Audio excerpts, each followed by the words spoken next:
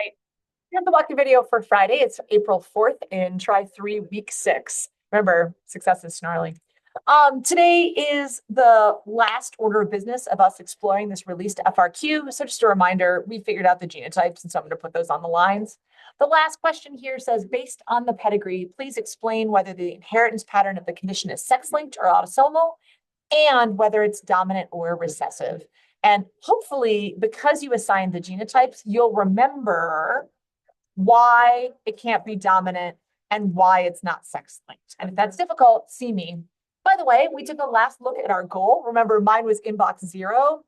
That's not actually useful for me. So this is the second time recently that I have found a goal and tried to chase it for a fixed amount of time and then been like, wow, that was terrible, but I learned some things. And so the thing I wanted to share with you is that, like, when you see a goal, like I failed at the email inbox 0, it's bad. But what I did do as a result was end up thinking about routines that let me catch more of the things that come through, while also like saying no to some things, which felt really good. So a great book came out. I haven't read it yet, but I've heard her talk at South by Southwest. I read this book. I'm in the middle of this, which I really liked. I think these ideas are profound, practical, and generous. And you should check it out if you are at all interested in goal setting. Today, we talked about the Marshmallow Madness Championship, and then we worked on the Unit 5 multiple choice progress check. That's online, both components, so AP Classroom and then Canvas online for that assignment. But I did want to show you the story of clownfish, which I promised earlier. Here is what happens. There's an undifferentiated clownfish, a non-dominant male, a dominant female. When the female dies, the non-dominant male changes to being the dominant female, and then somebody rises from the undifferentiated pool to become the male in that clownfish community. So indeed, we did the Marshmallow Madness. We did this, and folks are going to put their Marshmallow Madness score in the weekend review so that the weekend review, so I can find that for you.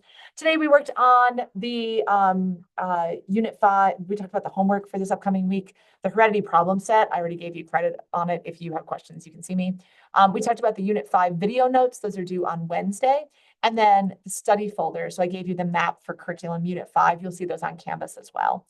Here is our cool down. We're skipping the weekend review. Like I said, you're just going to put your Marshmallow Madness score in there.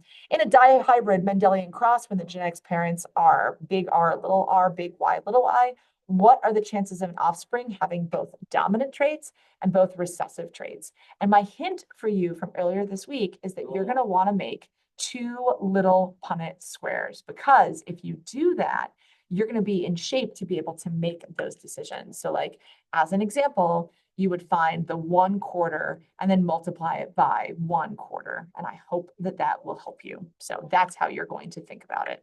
All right, that's it for me. I hope you have a nice day. I'll see you soon. Take care out there.